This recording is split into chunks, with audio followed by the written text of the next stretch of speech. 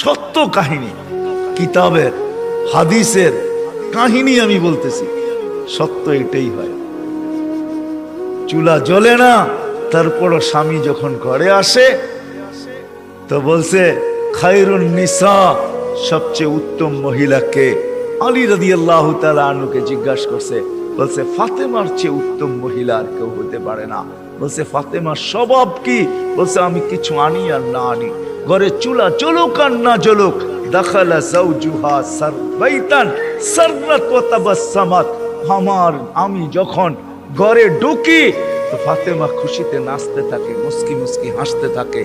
আজ পর্যন্ত ফাতেমা জিজ্ঞাসা করে নাই কিছু আনো নাই কেন, হাত খালি কেন। আবার এটাও বলছে 2 টোকা আমার কোনোদিন দিতে হয় না, 1 টোকা দিতে দেরি। ফাতেমা দরজা খুলতে দেরি করে না। জিজ্ঞাসা করছি এত তাড়াতাড়ি দরজা খুলিস কি করে? আব্বা শিখাইয়া দিছে ফাতেমা আলী যেন দরজা টোকাটুকি না করে, বলে এই জন্যই দরজায় পিঠ লাগায় দাঁড়ায় থাকি, টোকাটা যেন আমার পিঠে পড়ে, পিঠে। সুখ কাকে বলে? আমি তো সন্তানেরটাও দেখাইলাম, একটা না 100 দেখানো যায়। বাইজিদ বোস্তামি এমনি ওলি হয় নাই। হায় হায় হায় হায়। মুসা আলাইহিস সালামের জান্নাতের সঙ্গী কসাই এমনি হয় নাই। ওয়াইস করনি জান্নাতের দরজায় দাঁড়ায়া আল্লাহ মার সেবার বদলা দিবে, এমনি না। দিনদার হওয়া ছাড়া, আল্লাহকে পাওয়া ছাড়া, আল্লাহর দিকে দৌড় দেওয়া ছাড়া সুখ জীবনে আসে না।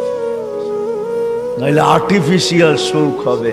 আপনি হাসেন, আমি মানবো আপনি হাসতে পারেন, কিন্তু হাঁটিটা আর্টিফিশিয়াল হবে, আর্টিফিশিয়াল, বাস্তব হাসি না। এই জন্য আল্লাহর রসুল আসছেন আমাদেরকে আল্লাহ পাওয়ায় দেওয়ার জন্য, আল্লাহকে মিলায় দেওয়ার জন্য, আল্লাহকে রাজি করা দেওয়ার জন্য। আসেন শিখি, শিখি, শিখতে হবে, শিখা ছাড়া হবে না। আমি ওয়াজ দিয়ে আপনাদেরকে বুঝাইয়া দিতে পারবো না। 1 ঘন্টার ওয়াজ আর কতটুকু বুঝাবো? 60-70 বছরের জীবন, এটা আপনাকে শিখতে হবে। শিক্ষার ক্ষেত্রে যেতে হবে, স্থানে যেতে হবে। আলহামদুলিল্লাহ আমাদের দেশই একমাত্র দেশ, দুনিয়ায় অদ্বিতীয়। মক্কা, মদিনা, বাইতুল মুকাদ্দাস ভিন্ন কথা, এই 3 জায়গার সাথে কোনো তুলনা হয় না। এছাড়া সারা দুনিয়ায় একদিকে আমার বাংলাদেশ, একদিকে আমাদের দেশের মতো সুবিধা কোথাও নাই। গ্রামে গ্রামে, গঞ্জে গঞ্জে, মহল্লায় মহল্লায়, পাড়ায় পাড়ায়, মসজিদে মসজিদে হক্কানি ওলামা আছে, হক্কানি আলেম, যাদের কাছে নবীদের আদর্শ রাখা আছে। এমন ইউনিয়ন নাই 2-4টা মাদ্রাসা না আছে, 2-4টা হেফজোখানা না আছে, এরকম কোন ইউনিয়ন নেই। আছে নাকি? বাকি আপনাদের ইউনিয়নে কয়টা আছে? হক্কানি আলেম আছে, এদের কাছ থেকে শিখেন।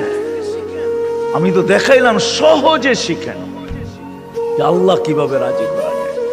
আমি কিন্তু দেখাইছি আমার জাতি যদি ঘুমানোর সময় তওবা করত, ঘুমেরতে উঠেই তওবা করত, যে আল্লাহ সারা রাত্র ঘুমে কাটায়া দিলাম, তারপরও তুই আমাকে ফেরত দিলি, জীবিত করে দিলি। কত মানুষই তো সারা রাত্র ইবাদত করে কাটাইছে, আমি তো একটুও করি নাই, একবারও তোর নাম নেই নাই। উঠা যদি তওবা করত, ঘুমানোর সময় যদি তওবা করত,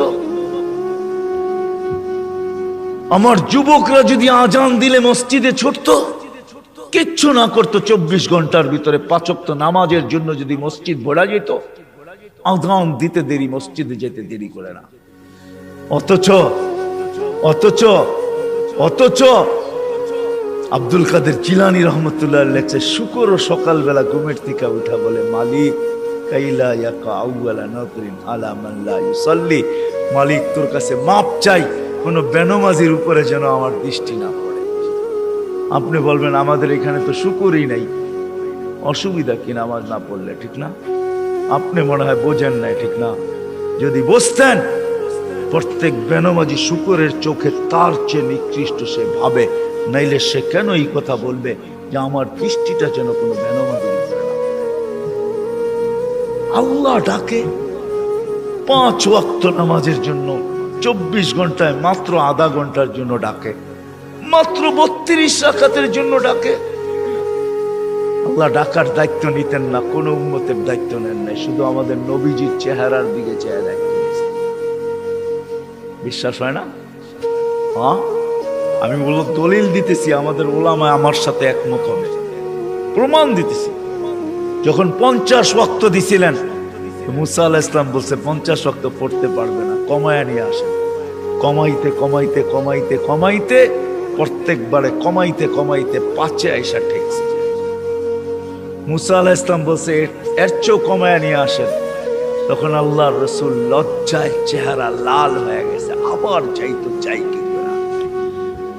মুসা আলাইহিস সালাম বলতেছে আমি 2 ওয়াক্ত পড়াইতে পারি না, আপনি 5 ওয়াক্ত পড়াবেন, তো পড়াবেন কি করে? তখন দিলটা ভিতরে ভাঙা গেছে, আমার মনে হয় দিলটা ব্যথায় ভেঙে গেছে। কথা তো সত্য, কিন্তু লজ্জায় তো আর পাও উপরে আগে বাড়তেছে না, বাড়াই তো বাড়াই কি করা, ভিতরে ব্যথা। যদি উম্মত 5 ওয়াক্ত না পড়লো তাহলে আমি মুখ দেখাবো কি করা? তখন আল্লাহ মনে হয় ডাক দিয়া কানে কানে বলছিলেন, বন্ধু নিয়া যান 5 ওয়াক্ত, আমি আপনার উম্মতকে ডাইকা পড়ায় নেব, ডাইকা ডাইকা পড়ায়, আমি ডাইকা ডাইকা পড়ায় নিব। এই জন্যই ফজরের সময় বলে আসসালাতু খায়রুম মিনান নাওম। যুবক পায়ে হাত রাখা বলে 24 ঘন্টা কিচ্ছু করো না, 5 ওয়াক্ত শুধু নামাজ পড়ো। আমরা যদি বলি কিচ্ছু জানি না, কি দিয়া পড়বো? এই উম্মতের জন্য করছেন, কোন উম্মতের জন্য করছে বইলা উলামা আমাকে প্রমাণ দিতে পারবে না। এই উম্মতের জন্য বলছে ইমামের পিছনে দাঁড়াও। ইমাম তোমা যেরকম ইঞ্জিন নিজের জন্য চলে না, ডাব্বাকে গন্তব্যে নেওয়ার জন্য চলে, ঠিক ইমামের পিছনে দাঁড়াও, ইমামের পড়া তোমার পড়া হয়ে যাবে। তুমি ইমাম যেমন করে এরকম করো, ইফআল কামা ফাআল আল ইমাম, ইমাম যেরকম করে ওরকম করতে থাকো, নামাজ তোমার কমপ্লিট। এই সুযোগ কাউকে দেন না। যদি 5 ওয়াক্ত নামাজই পড়তো, 5 ওয়াক্ত নামাজই পড়তো, আল্লাহ তো গ্যারান্টি দিতেছেন নামাজ পড়তে দেরি তোর গুনাহ মিটা যেতে দেরি হয় না। নাইলে আল্লাহর রাসূল গাছের পাত, গাছের শাখা হেলায় দেখাবেন, তো দেখাবেন কেন? গাছের ডাল হেলায় দেখাইতেছেন, একটা পাতাও নাই, তো বলছে ওসমান আমার বান্দা যখন নামাজ পড়ে গুনাহগুলো এরকম ছড়া যায়। তাহলে এই দৃষ্টান্ত কেন দিবে যে 5 বার গোসল করার পরে শরীরে যেরকম ময়লা থাকার কোনো সুযোগ নাই, আমার উম্মত 5 ওয়াক্ত নামাজ পড়ার পরে গুনাহ থাকার কোনো সুযোগ নাই? আর কেমনে বুঝাবে? কেমনে বুঝাবে? কেমনে বুঝাবে? কেমনে বুঝাবে? কি করে বুঝাবে?